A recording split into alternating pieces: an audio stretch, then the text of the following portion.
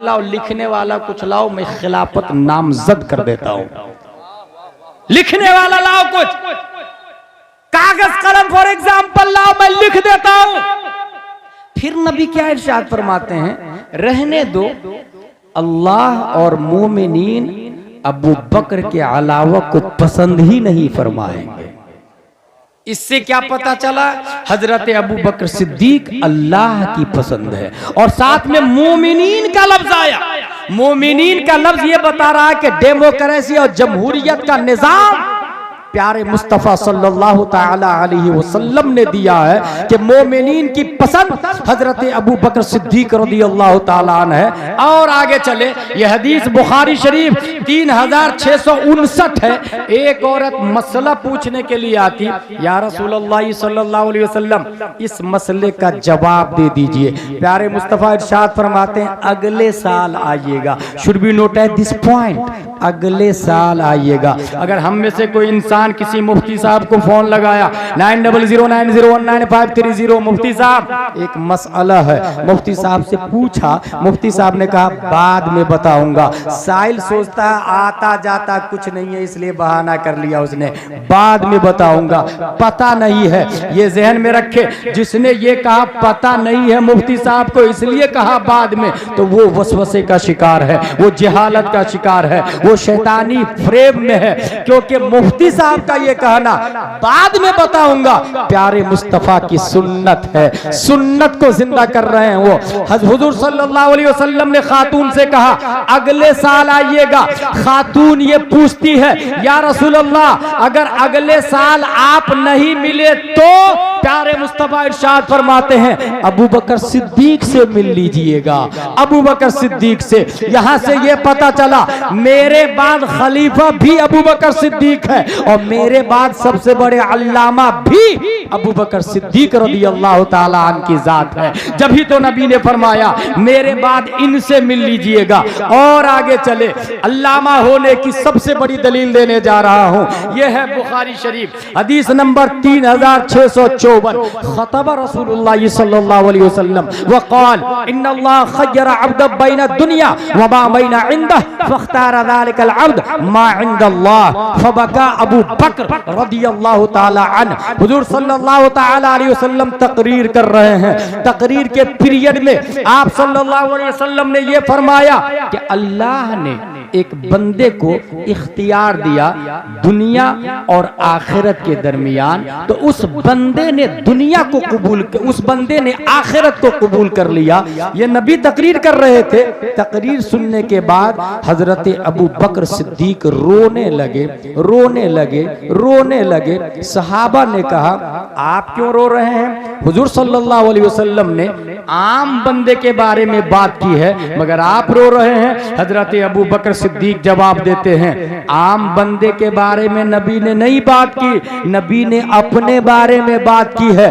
ज़ालिकल अब्द से खुद नबी मुराद है। और इसी से ये पता चल रहा है कि नबी इंतकाल करने वाले हैं, नबी इंतकाल करने वाले हैं। अल्लाहू अकबर। नबी के इंतकाल की खबर इस हदीस से अबू बकर सिद्दीक ने इस्तिदलाल कर लिया। ये इस बात की दलील है कि तमाम सहाबा में किसी को नहीं पता चला कि नबी कब इंतकाल करेंगे, मगर अबू बकर सिद्दीक समझ गए। यही इस बात की दलील है। तमाम सहाबा में अगर सबसे बड़े कोई आलिम गैब है तो वो हजरत अबू बकर सिद्दीक की जात है। तमाम सहाबा में सबसे बड़े आलिम गैब हजरत अबू बकर सिद्दीक रज़ियल्लाहु ताला अन्हु। मेरे भाई, हजरत अबू बकर सिद्दीक का अंदाजा आप इससे भी लगाएं, जामिया रज़विया अल्लामा असनाद साहब ने ऐलान किया, भाई साहब मैं बड़ी बिल्डिंग बनाने जा रहा हूं, डबल तामीर करने जा रहा हूं, आप लोग चंदा दीजिए। एक ने दिया आज 100 रुपया, दूसरे ने दूसरे दिन 500, तीसरे ने तीसरे दिन 1000, चौथे ने चौथे दिन 4000, पांचवें ने पांचवें दिन 5000। आप लोग बताइए वो 100 रुपया ज्यादा है या पांचवें दिन जिसने 5000 दिया वो ज्यादा है? क्वेश्चन। जिसने 100 रुपया उसी दिन दे दिया वो ज्यादा है या 5 दिन के बाद जिसने 5000 दिया वो ज्यादा है?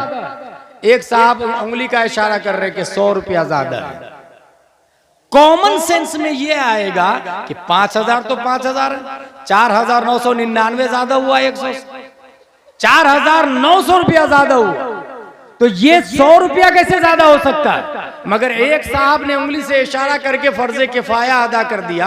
हकीकत यही है, वो 100 रुपया ही ज्यादा है, क्योंकि उस 100 रुपया देने वाले ने माहौल बनाया और उनका देखा देखी दूसरे ने 200, 500, 1000, 4000, 5 दिन के बाद 5000 दिया।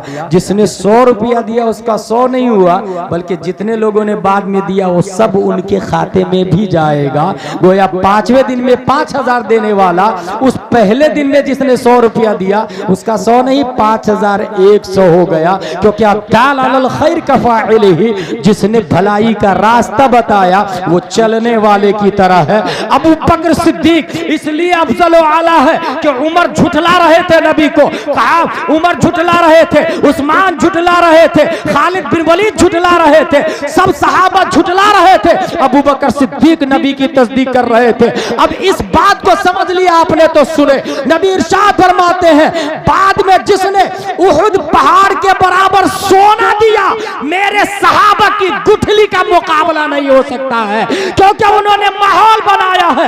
यही वजह है कि तमाम सहाबा के अमाल को तराजू के एक पल्ले में डाल दे, अबू बकर सिद्दीक के एक अमल को तराजू के दूसरे पल्ले में डाल दे, अबू बकर सिद्दीक का एक अमल सिर्फ सहाबा नहीं कयामत तक के इंसानों के अमाल पे भारी नजर आएगा।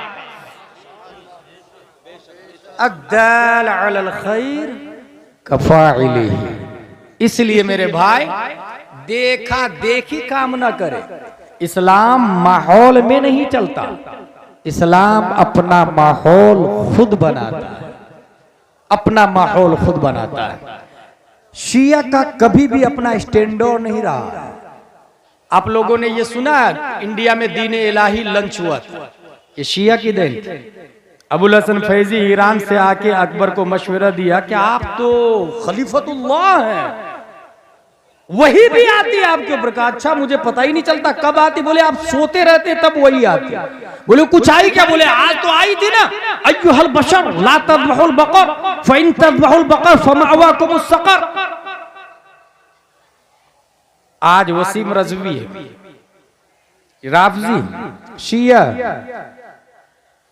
हजरत अली रज़ियल्लाहु अन्हु के जमाने से लेकर आज तक रनिंग गवर्नमेंट के साथ में चलना, अकीदा कुछ भी हो रनिंग गवर्नमेंट के साथ में चलना, ये इनका मिजाज रहा है। अल्हम्दुलिल्लाह अहले सुन्नत व जमाअत जो मसलक आला हजरत से निखर करके सामने आया है। हजरत अबू बकर सिद्दीक तमाम सहाबा में सबसे अफजल। आप खुद ही अंदाजा लगाए ना, नबी की मौजूदगी में 17 नमाजें मस्जिद नबवी में अबू बकर सिद्दीक ने पढ़ाई है। गोया मस्जिद नबवी के नाइब इमाम नबी की मौजूदगी में कौन थे? हजरत अबू बकर सिद्दीक रज़ियल्लाहु ताला अन्हु, हजरत अबू बकर सिद्दीक रज़ियल्लाहु ताला अन्हु। इसी से पता चला अल्हम्दुलिल्लाह अहले सुन्नत व जमाअत ही हक पर है। इसलिए मेरे भाई अपने आप को उलमा के हवाले करें। कभी भी यूट्यूब, ट्विटर, फेसबुक और चैनल के जरिए दीन को ना सीखे। अल इल्म हादल इल्म दीन अद्दीन उन्जुरू अम्मन ताखुदून दीनकुम। आप दीन सीख रहे हैं तो गूगल, ट्विटर, फेसबुक और चैनल से नहीं। जाकिर नायक भी आके भोगता है, आहा कितनी अच्छी बातें की उसने, जिसने बोला ही हैज गॉन, गया वो काम से। मिर्जा मोहम्मद अली मिर्जा इंजीनियर, अच्छा वो बेवकूफ है इंजीनियर, दरबा जैदुन की तरकीब ढंग से नहीं आती और बात इस्लाम की करता है, और लोग धरले से फॉलोइंग बढ़ रही है उसकी। क्या अच्छी बातें करता, सुन्नियों का भी रद्द करता है, देवबंदियों का भी रद्द करता, और नौजवान उसके फैन हो रहे हैं। जहन में ये रखे हमारा इस्लाम चैनल से नहीं चलता है। चैनल का मुजद्दिद वो ताहिरुल कादरी है, हमारा मुजद्दिद आला हजरत रज़ियल्लाहु ताला अन्हु। और इल्म हमारा इल्म यूट्यूब के जरिए नहीं है, अल्लाह ने इल्म मुस्तफा को दिया। और मुस्तफ़ा ने अबू बकर, उमर, उस्मान और अली को दिया। उन्होंने इमाम हुसैन ज़ैनुल आबिदीन को दिया। उन्होंने इमाम मोहम्मद बिन अली बाकिर को दिया। उन्होंने इमाम जाफर सादिक को दिया। उन्होंने इमाम मूसा काजिम को दिया। उन्होंने इमाम अली रजा को दिया। उन्होंने मारूफ करखी को दिया। उन्होंने अहमद सिर्री सकती को दिया। उन्होंने जुनैद बगदादी को दिया। उन्होंने अबू बकर शिबली को दिया। उन्होंने अबुल फजल अब्दुल वाहिद तमीमी को दिया। उन्होंने अबुल फरह तरतूसी को दिया। उन्होंने अबुल हसन अली कर्शी हिकारी को दिया। उन्होंने अबू सईद मुबारक मखजूमी को दिया। उन्होंने सैयद अब्दुल कादिर जिलानी को दिया। उन्होंने सैयद अब्दुल रज़्ज़ाक को दिया। उन्होंने सैयद अबू साले नस्र को दिया। उन्होंने मुहियुद्दीन अबू नस्र को दिया। उन्होंने सैयद अली को दिया। उन्होंने सैयद हसन को दिया। उन्होंने सैयद मूसा को दिया। उन्होंने सैयद अहमद जिलानी को दिया। उन्होंने शेख बहाउद्दीन को दिया। उन्होंने सैयद इब्राहिम एरजी को दिया। उन्होंने मोहम्मद भिकारी बादशाह को दिया। उन्होंने काजी जियाउद्दीन को दिया। उन्होंने जमालुल औलिया को दिया। उन्होंने सैयद मोहम्मद को दिया। उन्होंने सैयद अहमद को दिया। उन्होंने सैयद फजलुल्लाह को दिया। उन्होंने शाह बरकतुल्लाह को दिया। उन्होंने आले मोहम्मद को दिया। उन्होंने सैयद हमजा को दिया। उन्होंने आले अहमद अच्छे मियाँ को दिया। उन्होंने आले रसूल अहमदी को दिया। उन्होंने अबुल हुसैन अहमदी नूरी को दिया। उन्होंने इमाम अहमद रजा खान को दिया। उन्होंने मुफ्ती आजम हिंद को दिया। उन्होंने ताजुशरिया को दिया और ताजुशरिया के जरिए हम सुन्नी उलमा ने दिया। हमारा इल्म सदरन बाद सदरिन चलता है, सीना सीना के जरिए चलता है। और यूट्यूब पर कभी भी एडिटिंग की जाती है, आपने सुना होगा, जाना होगा। इसलिए मेरे भाई अपने इस्लाम को पहचाने और उलमाए किराम से मुत्तसिल रहे। हमेशा अपने एरिया के काबिल सुन्नी उलमा के साथ में। दीन के एसपी कलेक्टर यही है, ये जहन में बैठा ले। दीन के एसपी कलेक्टर। क्या आपने कभी ये सुना कि किसी कलेक्टर ने ये कहा वुजू में 4 फराइज है, चेहरा धोना, हाथ धोना, मसा करना, पांव धोना?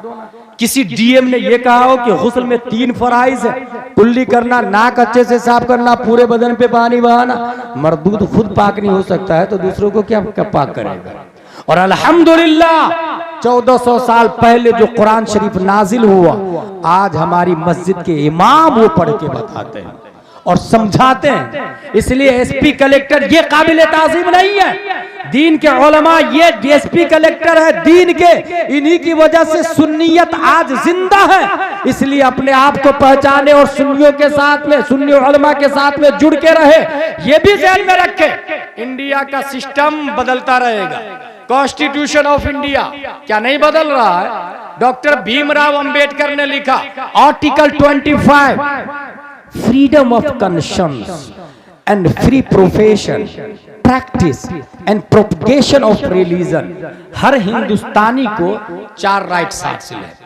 राइट टू कॉन्शियंस, आखिरी बात बताने जा रहा हूं। दिल से जिसको चाहे भगवान और खुदा माने, इंडिया में कोई पाबंदी नहीं है। चूहा, कुत्ता, बिल्ली, छछुंदर, अगर आप कह दे कि छछुंदर हमारा माबूद है, हम पूजा करते हैं, सुप्रीम कोर्ट ऑफ इंडिया का जज बोलेगा कि चूहा को मारना इल्लीगल, क्योंकि वो भगवान। किसी पेड़ को काटने के लिए जाए और लोग ये कह दे नहीं हम इसकी पूजा करते हैं, तो आस्था की वजह से डिसीजन दे दी जाती है, अब इस पेड़ को नहीं काट सकते आप। इंडिया है, कॉन्स्टिट्यूशन ऑफ इंडिया में ये लिखा हुआ है, राइट टू कॉन्शियंस, दिल से जिसको चाहे भगवान माने। राइट टू प्रोफेस, दावा भी करे आप, दावा भी जुबान से जो चाहे करे, कोई पाबंदी नहीं। जो चाहे सोचे, कोई पाबंदी नहीं। राइट टू प्रैक्टिस, नमाज पढ़े, रोजा रखे, पूजा करे, गरबा खेले, होली खेले, कोई पाबंदी नहीं। इंडिया है, भारत का संविधान बोलता है। राइट टू प्रोपगेशन, तबलीग का भी हक हासिल है हर शख्स को। जब इतने 4 राइट्स हासिल है, उसके बावजूद मुस्कान से ये क्यों कहा जा रहा है कि हिजाब उतारो, नकाब उतारो?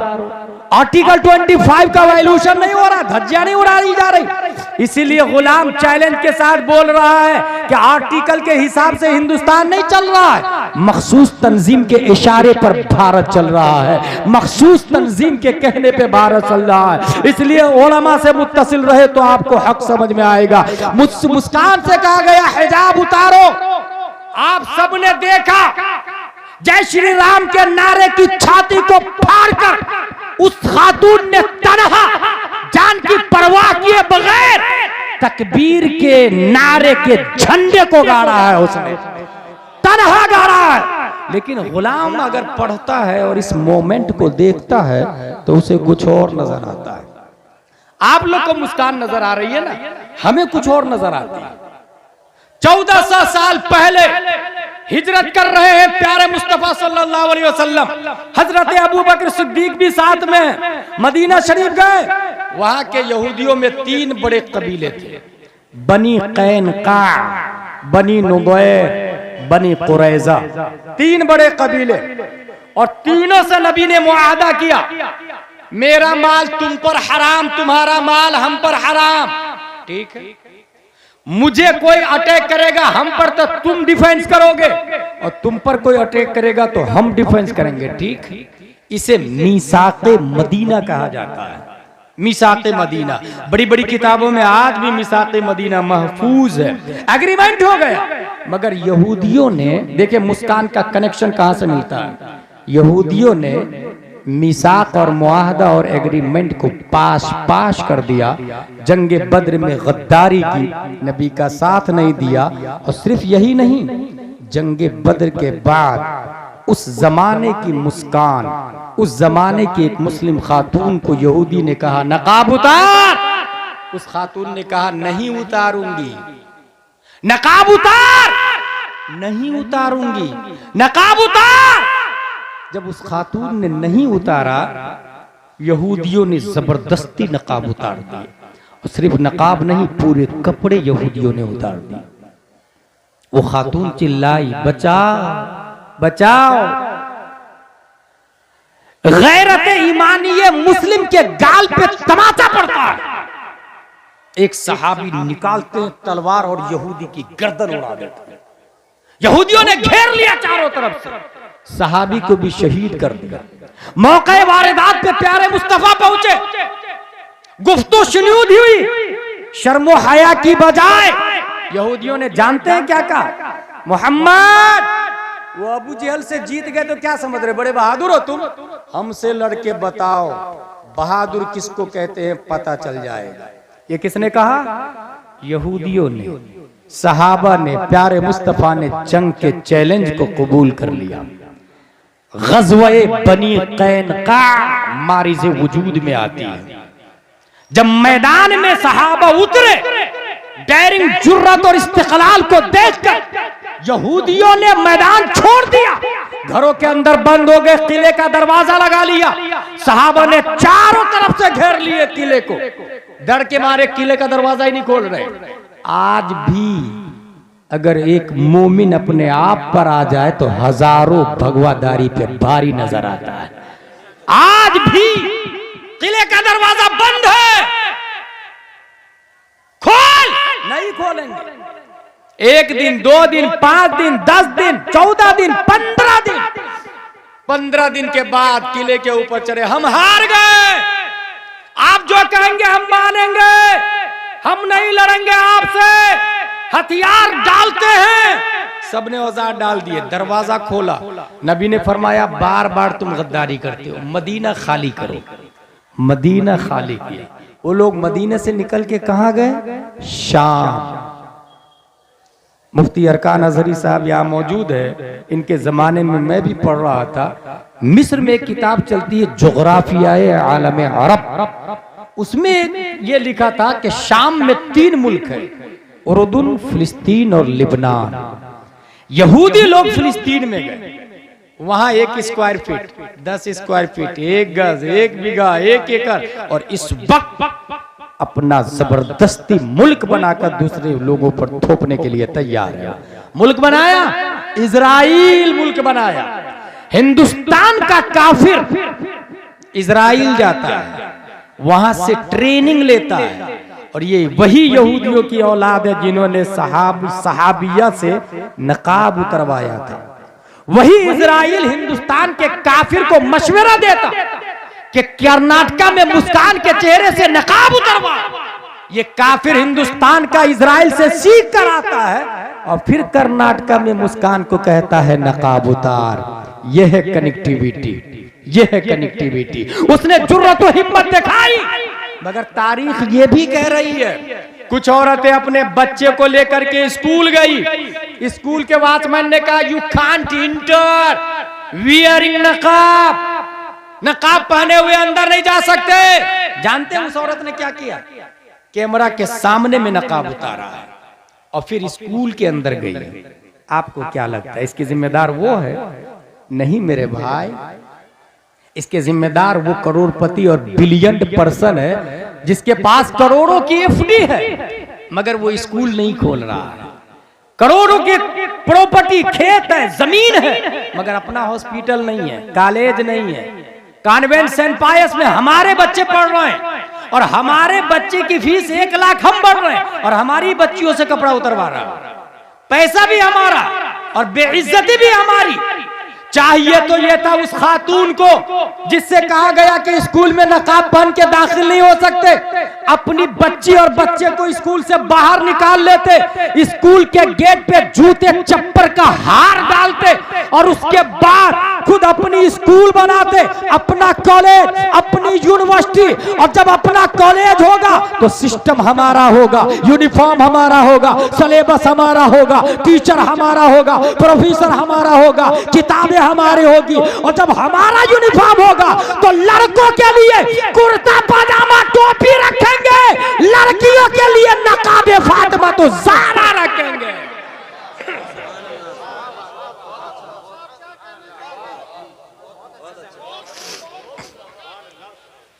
कितनी बेगैरती की बात है। हमारी माँ हॉस्पिटल में जाती है जच्ची पीरियड में, डॉक्टर बोलता ऑपरेशन करना पड़ेगा। क्या हमारे पहले जमाने में माँ बच्चा नहीं जानती थी? आसानी से वो सीधा ऑपरेशन का मशवरा देता, क्योंकि ऑपरेशन पे 3000 नर्स को मिलता है, 5000 नर्स को मिलता है और 3 के बाद फिर मामला खत्म कर दिया जाता है। और वो भी मर्द, किसी किसी हॉस्पिटल में मर्द डिलीवरी करवा रहा है। हमारी माँ बहनों की डिलीवरी मर्द करवा रहा, मगर जिसके पास करोड़ रुपया है उसकी गैरत पर जर्रा बराबर आंच नहीं आ रही है कि हमारी माँ और बहनें बेआबरू हो रही है और पैसा हमारा ये बेटा के लिए बनाया, एक बिल्डिंग इस बेटा के लिए, दूसरी बिल्डिंग दूसरे बेटा के लिए और 10-15 अरब और है पोता के लिए। लानत है ऐसे रुपये पर कि माँ बहनों के कपड़े उतारे जा रहे हैं और वो एफडी करा के रखे हुआ है, वो खेत खरीद के रखे हुआ है। स्कूल बनाए, अपनी स्कूल, पैसे ले, फीस ले, क्रिश्चियन से ज्यादा फीस ले और ज्यादा फीस लेके अच्छी तालीम दे। कम से कम हमारा बच्चा जनगण मन अधिनायक से पीरियड शुरू नहीं करेगा, बल्कि हमारा बच्चा मुस्तफा जाने रहमत पे लाखों सलाम से क्लास शुरू करेगा, खत्म सूरा फातिहा पर करेगा। एटलीस्ट उसका ईमान तो बाकी होगा, कपड़े तो नहीं उतारे जाएंगे। इसलिए मेरी बात जो लोग सुन रहे हैं वो ये ना कहे तकरीर अच्छी हुई है, नहीं, रात में प्लान करे, कल एफडी को तोड़े, पर्सनल, कोई कमेटी नहीं, किसी से चंदा नहीं, अपना जिसको अल्लाह ने दौलत दी है पर्सनल स्कूल बनाए, बच्चों को निकाल ले स्कूल से और देखे ना अपने आप क्रिश्चियन मिशनरी बंद हो जाएगी, अपने आप उसकी स्कूल बंद हो जाएगी। हमारे बच्चे पढ़ रहे हैं, हम फीस भर रहे हैं मेरे भाई। और कुछ लोग मुस्लिम ये दिमाग रखते हैं कि वो पैसा कमाने के लिए स्कूल खोला। क्या बुरा है इसमें भाई? पैसा कमाने ही के लिए खोला, कम से कम आपका बच्चा काफिर तो नहीं होगा, मुशरिक तो नहीं होगा। इसलिए स्कूल पर ध्यान दे, हॉस्पिटल पर ध्यान दे। और जो बच्चे स्कूल जा रहे हैं साथ में मकतब भी भेजे बच्चे को। मकतब में 2 घंटे की क्लास होगी, 2 घंटे सुबह, 2 घंटे शाम, 2 ही घंटे की क्लास। और याद रखे बच्चा कॉलेज जा रहा है ना, डॉक्टर इंजीनियर बन रहा है ना, बनने दे, डॉक्टर इंजीनियर बन रहा, बनने दे। साथ में 2-2 घंटे की क्लास उसकी मदरसे में, और डोर टू डोर जाके भाई साहब बच्चे को मकतब में भेजिए। 1 दिन, 2 दिन, 3 दिन, अगर हो सकता है जलाल में आके Who are you interfering in my personal life? It is our matter। भेजू या नहीं भेजू, बच्चे को बार बार आ जाता है, बच्चा भेजिए, बच्चा भेजिए, बच्चा भेजिए। मायूस नहीं हो जाएंगे, फिर जा। अगर वो आपके खिलाफ कंप्लेन कर दे, पुलिस पकड़ के अगर थाने में बंद कर दे आपको, तब भी मायूस नहीं हो, क्योंकि दीन की खातिर जेल में जाना इमाम अहमद बिन हंबल की सुन्नत है। 28 महीने जेल में रहे हैं। दीन की खातिर जेल में जाना शमसुल अइम्मा सरखसी की सुन्नत है।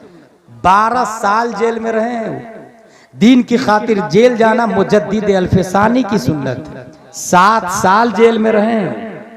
अंदाजा लगाएं इस्लाम हम तक कैसे पहुंचा है। अगर कुर्बानियों को आप देखेंगे तो मैं एक एग्जाम्पल देके आगे बात बढ़ाऊंगा।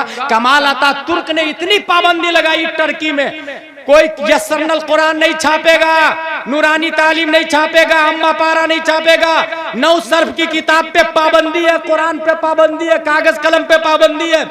एक मौलाना साहब गांव में गए, भाई साहब आप अपने बच्चे को मेरे साथ भेजिए ना, मैं खेत में ले जाके पढ़ाऊंगा, और जब पुलिस आ जाएगी तो खेती का काम करवाने लगूंगा। एक मर्द मुजाहिद चंद बच्चों को खेत में लेके, कागज कलम पे पाबंदी है। उलमा की कुर्बानी आपको समझ में आएगी। अल्लामा असनाद ने क्या किया है वो समझ में आएगा आपको। खेत में जाके बच्चों को कह रहे हैं अलिफ ऐसा होता, बा ऐसा होता, उसके नीचे एक नुक्ता, ता ऐसा ही होता, उसके ऊपर 2 नुक्ते। उंगलियों के इशारे से उस आलिम ने सिर्फ नाजरा नहीं, आलिम का कोर्स करवाया है। आलिम का, उसी का एक शागिर्द रजब तय्यब अर्दोगान है। जब अक़वाम मुत्तहिदा में पहुंचता है तो इजराइल के प्राइम मिनिस्टर की आंखों में आके डालकर बोलता है तू बातिल है, तेरा नजरिया बातिल है, तेरा सिस्टम बातिल है, फिलिस्तीन के मुसलमान मजलूम है, हमारा इस्लाम अफजल व आला है, तुम बुलाओ या ना बुलाओ, रजब तय्यब अर्दोगान जान तो दे सकता है मगर हक बोलना नहीं छोड़ेगा।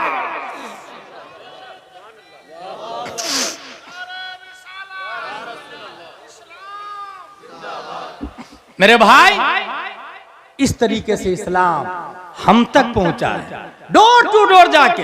हाँ, लड़कियों को आलिम साहब नहीं पढ़ाएंगे। किसने कहा आलिम साहब गुनाह करने पर कादिर नहीं है? किसने कह दिया? भाई वो अल्लाह का फजल है जिसे बचा ले। लड़कियों को आलिमा पढ़ाएगी, आलिमा। अपने यहाँ हर मस्जिद में मकतब लगता है, हर मस्जिद में मकतब है। लड़कियों का डिपार्टमेंट अलग, लड़कों का डिपार्टमेंट अलग। अब आलिमा कहां से लाएंगे? वेरी सिंपल, अल माहिदुल अज़हरी लिल बनात जोया के अंदर मौजूद है। अल्लामा अरकान साहब, एक आलिमा चाहिए। और कैसे आलिमा मिलेगी? गांव में जो बूढ़े लोग हैं ना, अपने बेटे के लिए लड़की ढूंढ रहे हैं शादी करने के लिए, जींस पैंट टी शर्ट वाली को हरगिज नहीं लाए, क्योंकि जो लड़की जींस पैंट टी शर्ट पहनती है उसके पेट से कभी अल्लाह का वली पैदा हो ही नहीं सकता। अल्लाह का वली नकाब वाली के पेट से पैदा होता है। अल्लाह का वली कंजुल ईमान और बहार शरीयत पढ़ने वाली के पेट से पैदा होता है। इसलिए वो सीधा नकाब वाली ढूंढे, बहार शरीयत और आलिमा ढूंढे और वो शादी करे। और इस तरीके से लड़कियों की तालीम अलग, लड़कों की तालीम अलग। तब निजाम बदलेगा, तब इनकलाब आएगा बड़ी आसानी से। एक और मिसाल देखे आप, बाप का इंतकाल हुआ, बेटा रह रहा है बरतानिया में। मुफ्ती साहब 10 पेटियां मेरे अब्बू के इसाले सवाब के लिए मस्जिदों में बंटवा दीजिएगा। लंदन ही में, बरतानिया से फोन कर रहा, बराई इसाले सवाब मरहूम फुला, 10 पेटियां मस्जिद में गई। किसने खोल के पढ़ा? जब दूसरे ने अपने बाप के नाम से दिया था तो आपने पढ़ा था? अगर नहीं तो आप अपने बाप के नाम से देंगे तो दूसरा क्यों पढ़ेगा? बेवकूफ है क्या लोग? कमा तदीनो तुदान, जैसी करनी वैसी भरनी। टीट फुट है। दूसरे के बाप के नाम से आप नहीं पढ़ेंगे तो आपके बाप के नाम से कौन पढ़ेगा? 50-100 पेटियां जमा हो जाती है। मुफ्ती साहब पेटियां पुरानी हो गई, पारे बोसीदा हो गए, दफन कर दूं क्या? हाँ दफन कर दूं। गई पेटी, दफन हो गई। ये क्यों हुआ? क्योंकि खुद स्मार्ट बन गया था, मुफ्ती बन गया था। बराई साले सवाब में पेटियां बंटवा दिया। भाई नहीं, पहले पूछे मुफ्ती साहब से किस चीज की जरूरत है, इसाले सवाब में क्या दूं? मुफ्ती साहब ने कहा अनवारे शरीयत।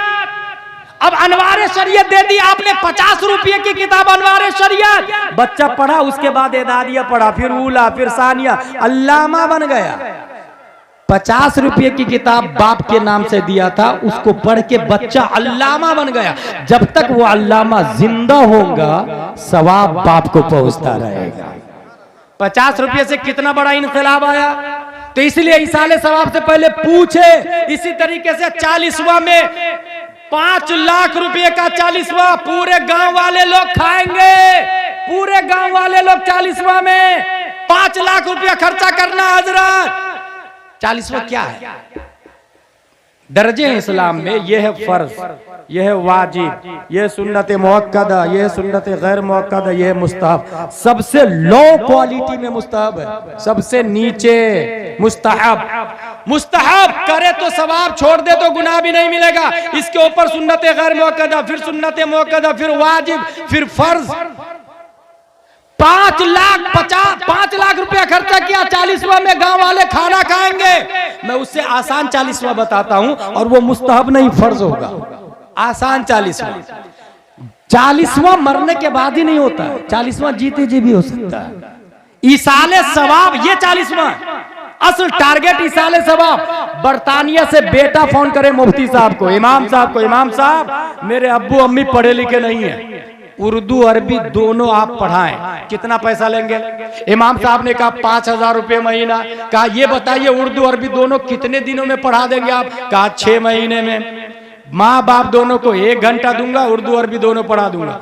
उर्दू अरबी इसलिए बार बार बोल रहा हूं कि कुछ लोग कुरान शरीफ पढ़ने को दीन समझते हैं कि हाँ फर्ज इल्म हासिल हो गया, मेरी बेटी कुरान पढ़ लेती है। भाई कुरान पढ़ना ये फर्ज उलूम हो गया क्या? कहाँ लिखा है? हमारे उलमा ने तो कभी ये नहीं बताया। वुजू के फराइज जहां लिखा हुआ है वो आप नहीं समझ पा रहे हैं, और जहां समझने में लिखा हुआ है वो पढ़ा नहीं आपने उर्दू।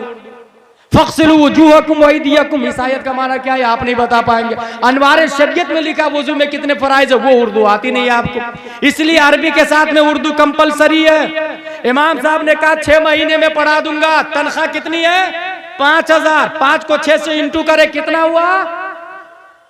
30,000। 5 लाख का 40वां खाना मकबूल है या मरदूद कोई गारंटी के साथ नहीं बोल सकता है। कबूल ही हुआ यकीन के साथ कोई नहीं बोल सकता है, और वो मुस्तहब है। लेकिन आपने अगर माँ बाप को पढ़ने के लिए लगा दिया तो ये फर्ज हो गया, और इसका सवाब आपको फर्ज के सवाब के बराबर। बल्कि इस पीरियड में आपके माँ बाप इंतकाल कर गए तो शहीद फरिश्ते उनके नीचे पर बिछाते। तो इसलिए मेरे भाई 40वां में 5 लाख खर्चा ना करे, बल्कि आपके माँ बाप जाहिल है तो उसे उर्दू अरबी दोनों पढ़ाए। ये मिजाज बना लिया आपने तो चाहे हजारों सलमान तासीर पैदा हो, नबी की शान पे उंगली उठाए, गली गली चप्पे चप्पे में मुमताज कादरी पैदा होगा और पूरी बॉडी को गोली से उड़ा देगा, जान दे देगा, मगर मुस्तफा की जात पर आंच नहीं आने देगा। इस तरह हमारा निजाम आगे बढ़ेगा। मसलक आला हजरत हक है। आला हजरत रदियल्लाहु ताला अन्हु स्पेशल डिपार्टमेंट आपका इश्क, स्पेशल डिपार्टमेंट, और इश्क में फिक्र लिखा आपने। इसलिए फतावा रज़विया में जा बजा इश्क इश्क इश्क। एक जगह तो लमरकान साहब इश्क की 3 किस्में पढ़ी और इतनी हार्ड। अच्छा दोबारा ढूंढ रहा हूं तो मिल भी नहीं रही हो, मैं ढूंढ निकालूंगा, तकरीर में बोलूंगा एक दिन इंशाअल्लाह अज़ीम कि आशिक अपने माशूक को चाहना ही छोड़ देता है, क्योंकि चाहता है तो माशूक की तस्वीर आती है, और तस्वीर रकाबत का काम करती है, और रकीब को बीच में आशिक आने नहीं देना चाहता है। बहरहाल फतावा रज़विया आला हज़रत रज़ियल्लाहु ताला अन्हु की इंसाइक्लोपीडिया फिक़्ह की किताब हदायक़े बख्शिश कितनी मशहूर है, कितनी मशहूर है, मगर स्पेशल डिपार्टमेंट नहीं। 1827 का एक मशहूर शायर है हिंदुस्तान का, मोहसिन काकोरवी। 1827 में पैदा होते हैं। आला हजरत की बारगाह में पहुंचे, हजरत मैंने कसीदा-ए मेराजिया लिखा है, जरा सुन लीजिए ना। आला हजरत फरमाते हैं जोहर के बाद आ जाइएगा। जोहर के बाद गए वो और कसीदा-ए मेराजिया सुनाया।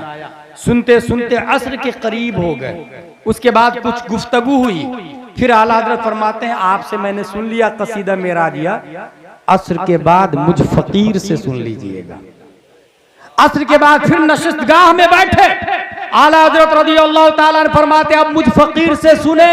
कागज नहीं है, कलम नहीं है, लिखा नहीं, बस फिलबद ही पढ़ना शुरू कर दिया आला हजरत ने कसीदा मेराजिया, वो सरवरे किश्वरे रिसालत जो अर्श पर जलवगर हुए थे, नए निराले तरब के सामा अरब के मेहमान के लिए थे। वहां फलक पर यहाँ जमी में रची थी शादी, मची थी धूमें, उधर से अनवार हंसते आते, इधर से नफहात उठ रहे थे। उतार कर उनके रुख का सदका वो नूर का बट रहा था बाड़ा, कि चांद सूरज मचल मचल कर जबी की खैरात मांगते थे। नमाज अक्सा में था यही सिर, आया हो माना अव्वल आखिर, के दस्त बस्ता है पीछे हाजिर, जो सल्तनत आगे कर गए थे।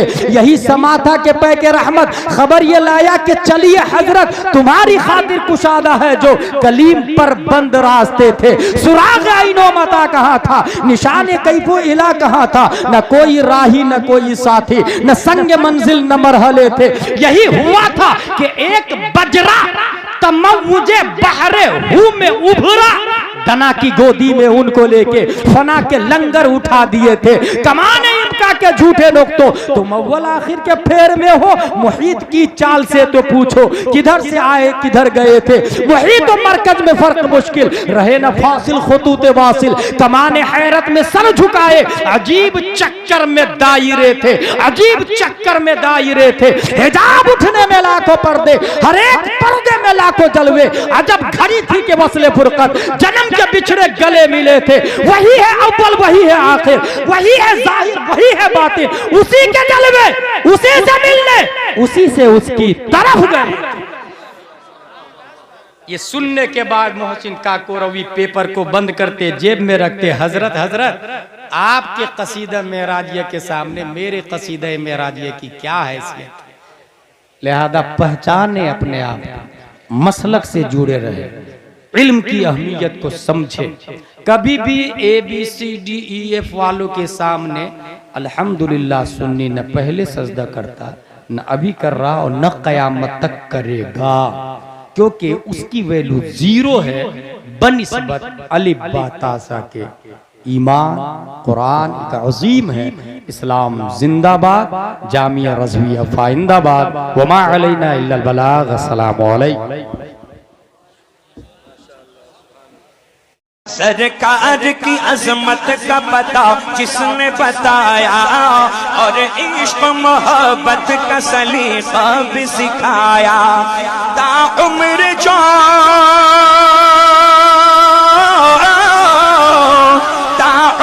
जो सरकार की सुन्नत पे चला है, ओ मेरा रजा मेरा रजा मेरा रजा है।